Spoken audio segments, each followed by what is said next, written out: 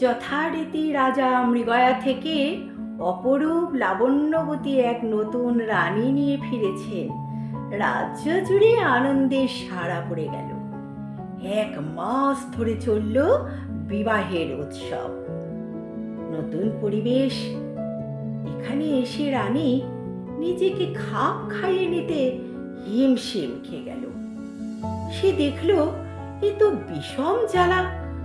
এর যে জঙ্গলের ভিতরে স্বাধীনভাবে চলাফেরা করা বেশ সহজ ছিল।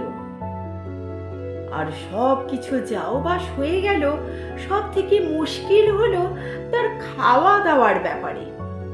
মানুষের সমাজের এসব রান্না তার ভালো লাগে না, তার একটু রোচে না, মনে হয় অরুচির জিনিস গেলা। রাজার আর এক রানী ছিল। সেই রানীর ছিল এক ছেলে, সে যুবক। সবাই জানে যে রাজার পরে সেই যুবরাজই হবে এই রাজ্যের রাজা। রাক্ষসী রানীরও এটাই আরো এক বিষম ভাবনা হয়ে দাঁড়ালো। সে ভাবতে লাগলো কি করে একে শেষ করা যায়। না হলে তার নিজের যদি কোনো ছেলে হয়, তাহলে সে তো রাজা হতে পারবে না ভবিষ্যতে। ইচ্ছে করলে নিজ মূর্তি ধরে এক্ষুনি সে শেষ করে দিতে পারে এই আপদটাকে।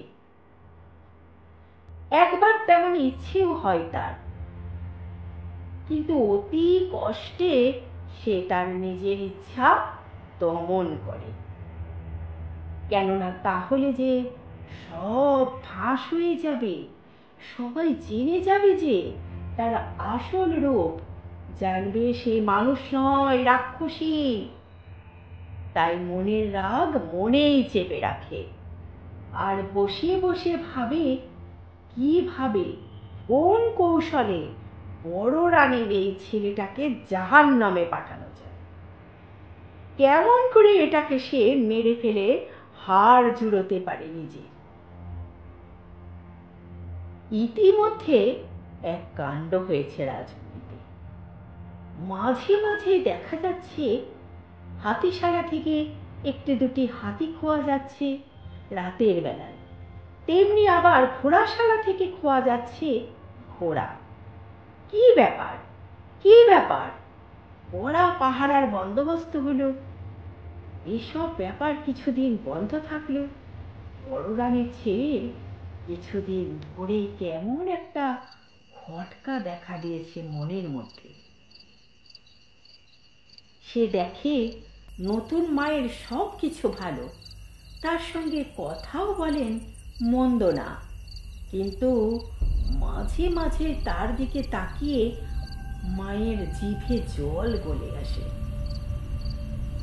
একদিন হলো কি, বড় রানীর ছেলে নতুন মায়ের সঙ্গে কথা বলছে। আশেপাশে তেমন কেউ নেই। রাক্ষসী রানী ভাবল এই সুযোগে দিয়ে শেষ করি। হঠাৎ হাসতে হাসতে যেই সে নিজ মূর্তি ধরতে যাবে, অমনি চেঁচিয়ে উঠল বড় রানীর ছেলে, রাক্ষসী, রাক্ষসী! সে প্রাণ করে দৌড়ালো। ছুটে এলেন রাজা। তাড়াতাড়ি রাক্ষসী রানী এসে আগের সেই পরমা সুন্দরী রানী হয়ে গেল। বড় রানীর ছেলে বললে, বাবা, নতুন মা রাক্ষসী। রাজা বললেন, কি অসভ্যের মতো কথা বলছো? নতুন মায়ের কাছে ক্ষমা চাও। ছেলে তাকিয়ে দেখে যেমন নতুন মা তেমনই আছে। তবে কি সে স্বপ্ন দেখছিল এতক্ষণ? কি জানি। সে লজ্জায় লাল হয়ে নতুন মাকে গড় হয়ে প্রণাম করতে পারে। নতুন মা অর্থাৎ রাক্ষসী রানী তাকে আদর করে তুলে নিতে নিতে বললে, বোকা ছেলে, একটু ভয় দেখাতেই ভড়কে গেলে, কি করে রাজ্য চালাবে? যাক, ঝামেলা চুকে গেল। সেদিনের মতো খুব জোর বেঁচে গেল বড় রানীর ছেলে। অবশ্যই জোর বেঁচে গেল, রাক্ষসী রানীও, নতুবা এক্ষুনি খসে পড়তো তার মুখোশখানি। কিন্তু রাক্ষসীর মনে সুখ নেই, চোখে ঘুম নেই, খাবারে রুচি নেই, সব সময় এক ভাবনা, কি করে বড় রানীর ছেলেকে পৃথিবী থেকে দূর করে দেওয়া যায়। শেষে অনেক ভেবে চিনতে সে একটি মতলব আঁটল। রাক্ষসী রানী 7 থালা পান্তা, 14 কাশি তেঁতুলের অম্বল আর 1 হাঁড়ি লঙ্কার ঝাল খেয়ে অসুখ বানালো। তারপর বিছানার নিচে শোলার কাঠি সাজিয়ে বিছানায় শুয়ে রইল। তারপর চোখ কপালে তুলে আর দাঁত কপাটে নেড়ে পড়ে রইল। কখনো কখনো আবার এপাশ ওপাশ করতে লাগলো। নতুন রানীর এপাশ ওপাশ করার কালে বিছানার নিচে শোলার কাঠিগুলো মরমর শব্দে ভাঙতে শুরু করলো। কি হলো, কি হলো, কি করে এরকম হচ্ছে? চাকর বাকর দাস দাসী সবাই ছুটে এলো।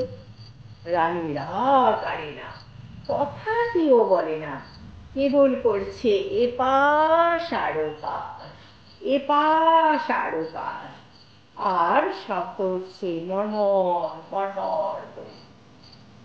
চাকর বাকর দাস দাসী ছুটে গেল রাজার কাছে। বললে, রাজা মশাই, রানী মায়ের অসুখের কথা আমরা কিন্তু খুব ভয় পেয়ে গেছি। খবর পেয়ে ছুটে এলেন রাজা। রাজা যত আদর যত্ন করে ধরতে চান রানীকে, রানী আরো তত ছটফট করেন, কথাটিও করেন না। এই বিষম ভাবনায় পড়লেন রাজা। এটা আবার কি হলো? রাজা বৈদ্যরাজ ডেকে আনলেন। বৈদ্যরাজ এসে নাড়ি টিপে বললেন, রোগটা একটু বিদঘুটে রকমের বটে। তিনি রোগ বুঝে ওষুধ ঠিক করতে পারলেন না। এই বৈদ্যরাজ পারলেন না, আবার এলেন আর এক বৈদ্যরাজ, ইনিও রোগ ধরতে পারলেন না, আবার এলেন আর এক বৈদ্যরাজ। এমনি করে করে 7 জন বৈদ্যরাজ হিমশিম খেয়ে গেলেন। শেষে এলেন এক ধন্বন্তরী। তিনি ওষুধ দিলেন বটে, কিন্তু তার ওষুধেও তেমন কোনো ফল হলো না। তবে এই একটুখানি সুরাহা হলো যে রানী চোখ মেললেন ও কথা বললেন। রাজার থরে প্রাণ এলো। এতক্ষণে তার মুখ শুকিয়ে এতটুকু হয়ে গিয়েছিল। তিনি রানীকে বললেন, এখন কেমন বোধ করছো? অতি কষ্টে কোঁকিয়ে কোঁকিয়ে রাক্ষসী বলল, ও ভালো না। রাজা বললেন, কেমন লাগছে একবারটি বলো না গো। রাক্ষসী রানী বললে, মনে হচ্ছে হাড়গুলো যেন আমার সব ভেঙে যাবে। এই বলে যেই পাশ ফিরেছে অমনি বিছানার নিচে শোলা কাঠিগুলো ভাঙার দারুণ মর্মর মর্মর শব্দ উঠল। রাজা ভীষণ চিন্তিত হয়ে পড়লেন। রাজ্যময় তিনি ঢেঁড়া পিটিয়ে দিলেন। যে রানীকে ভালো করে দিতে পারবে তাকে তিনি লক্ষ টাকা পুরস্কার দেবেন। ঢেঁড়া শুনে বহু বৈদ্যিক কবরেজ এলো। বৈদ্যিক কবরেজ রাজবাড়ি ভরে গেল। সকলেই ওষুধ দিল, কত কি টুকটাক করলো, তবু রানীর অসুখ সারল না। একে একে বৈদ্যরা সব বিদায় নিল। রাজা ভাবলেন, রানীর অসুখ বুঝি আর সারবে না। এমন সময় একদিন রাক্ষসী রানী রাজাকে বললে, ওগো, চিন্তা করো না, আমার অসুখ সেরে যাবে। রাজা যেন হাতে চাঁদ পেলেন। বললেন, সত্যি সত্যি বলছো রানী? তুমি সেরে উঠবে, কিন্তু কি করলে সারবে বলো? তখন রাক্ষসী রানী বললে, কাল রাত্রিরে আমি স্বপ্ন দেখেছি আমার বাপের বাড়ির দেশে হাসান চাপা নাটন কাঠি, চিরুন দাঁতের চিকন পাটি আর 12 হাত কাঁকুড়ের 13 হাত বিচি আছে। সেইগুলি নিয়ে এলে আমার ব্যারাম ও সারতে পারে। ও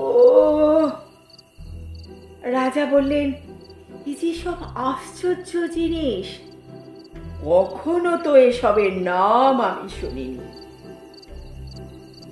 সেসব চিনবেই বা কে আর আনবেই বা কে রানী? তখন রাক্ষসী রানী বললে, কেন, আনবে বড় রানীর ছেলে। আমি যে স্বপ্নে দেখলুম সে ঠিক আমার বাপের বাড়ির দেশে গিয়ে ওইগুলো নিয়ে এসেছে, আর আমিও আনামাত্র ভালো হয়ে গেছি। রাজা তখন তাকে আশ্বাস দিয়ে বললেন, আচ্ছা, দেখি তবে কি করতে পারি। বড় রানীর ছেলে তো আমার বাপের বাড়ি দেশে পাঠাচ্ছেন তো রাজা মশাই। রাজা বললেন, তোমার বাপের দেশ সে তো বহু দূর দেশ, খোকা ছেলে মানুষ, ও কি পারবে? এবার রাক্ষসী রানী অভিমান করে বললে, ও বুঝেছি, তুমি চাও না যে আমার রোগ ভালো হোক। রাজা বললেন, সে কি কথা রানী, তাহলে আমি রাজ্যময়ে এত সব তোলপাড় করে বেড়াচ্ছি কেন বলো?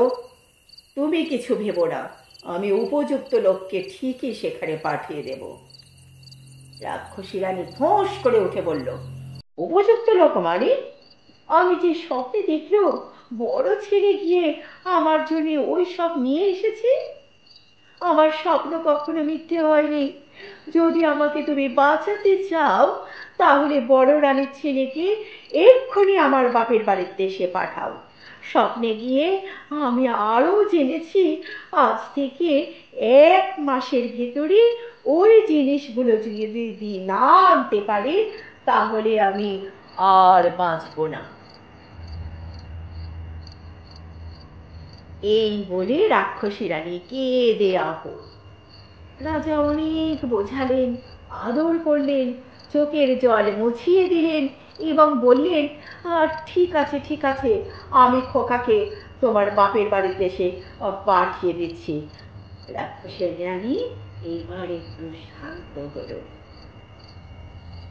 রাজা তার খাস কামরায় গিয়ে এসে যুবরাজকে খবর পাঠাল। বড় রানীর ছেলে এসে রাজাকে অভিবাদন জানালো। রাজা তখন তাকে হাসান চাপা নাটন কাঠি, চিরুন দাঁতের চিকন পাটি এবং 12 হাত কাঁকড়ের 13 হাত বিচি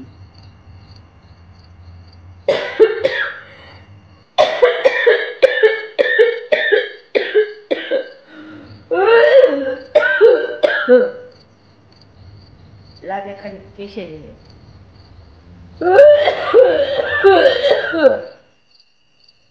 দিয়ে আবার বলতে শুরু করলেন। এসব শুনে রাজকুমার খুব ভয় পেয়ে গেল। বলল, এসব আবার হয় নাকি বাবা? তখন রাজামশাই বললেন, সে যাই হোক, তুমি শীঘ্র যাবে এবং 1 মাসের মধ্যে ফিরে আসবে। বড় রানীর ছেলে অগত্যা তাই শুনল, কারণ রাজার কথা অমান্য করার ক্ষমতা কারোর নেই। রাজার ছেলে তখন রাজাকে অনেক বোঝানোর চেষ্টা করল যে, বাবা, ছোট রানীমা রাক্ষসী, ও কোনো মহিলা নয়, ও কোনো রাজার মেয়েও নয়। কিন্তু রাজা তখন ভীষণ রেগে গেলেন, বললেন, এ কি কথা কুমার, উনি তোমার মা হন, তুমি এসব কেন বলছো? শীঘ্র তুমি যাবে, আর 1 মাসের ভিতরে তুমিও সবগুলো জোগাড় করে আনবে। তোমার ছোট মা ওইগুলো পেলেই সুস্থ হয়ে উঠবে। রাজা ধমকে উঠলেন। অগত্যা রাজার ছেলেও থামতে বাধ্য। সে মাথা নিচু করে আস্তে আস্তে তার ঘরে চলে গেল। রাজার কুমার বুঝল রাজা রাক্ষসীর মায়ায় ভুলেছেন, তাই কিছু বোঝাতে যাওয়া মানে বৃথা। অগত্যা কি করে রাজার কুমার রাজপুত্র হলে কি হবে, হুকুম না মেনে চললে তার নিস্তার নেই। তাই আর তিনি ঘোড়ার পিঠে চড়ে আবার বেরিয়ে পড়ল। রাজপুত্র চলেছে আর চলেছে, কিন্তু কোথায় সে দেশ যেখানে আছে হাসন রাজার চাপন কাঠি, নাটন কাঠি, চিরন দাঁতের চিকন পাটি, আর 12 হাত কাকড়ের 13 হাত বিছি। কোথায় সে রানীর বাপের দেশ? কতদিন কত রাত পার হয়ে গেল। হ্যাঁ, 7 দিন আর 7 রাত মাত্র হয়েছে, কিন্তু এতেই কুমারের মনে হচ্ছে কতদিন সে প্রাসাদ ছেড়ে বাইরে এসেছে।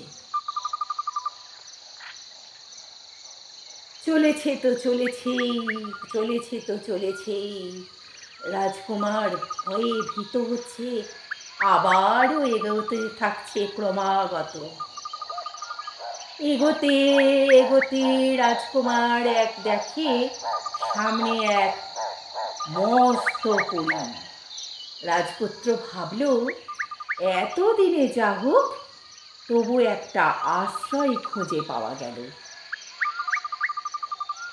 একটা গাছে ঘোড়াটাকে বেঁধে কিছু খাবার এনে তার মুখে ধরে দিয়ে রাজপুত্র পুরীর মধ্যে ঢুকে পড়ল।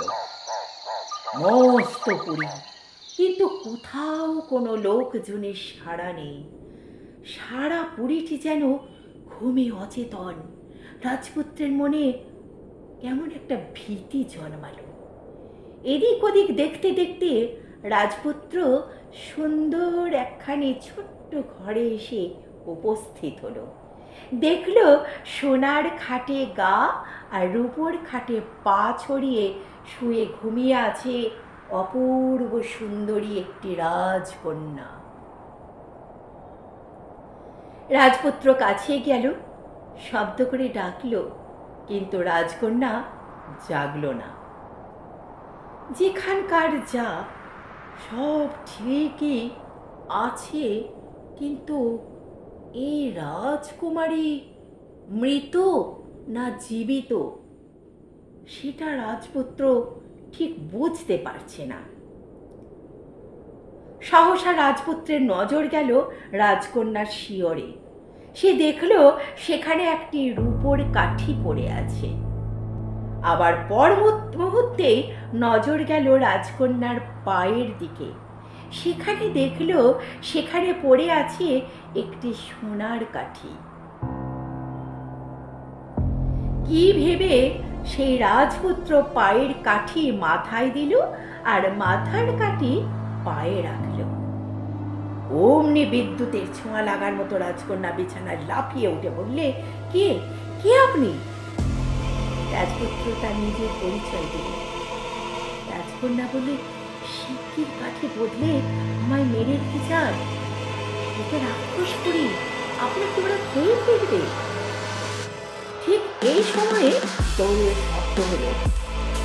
আইলো মাইলো, মানুষের গন্ধ পাইলো, ধরে ধরে খাইলো, ধরে ধরে খাইলো। ততক্ষণ না বলে ওই যে ওরা আসছে, শিগগির কাঠি বদলে আমায় মেরে রেখে পালান পালান, রাজপুত্র আপনি এক্ষুনি এখান থেকে পালান। রাজপুত্র বলল, কোথায় পালাবো? যেখানে খুশি পালান, এখনই আমাকে মেরে ফেলে পালান। তো আজকের মতো এইটুকুই থাক। এর পরের অংশটুকুনির জন্যে তোমরা একটু সময় অপেক্ষা করো, আবার আমি চলে আসব ঠিক এই সময়ে তোমাদের কাছে পরের অংশটুকু শোনানোর জন্য।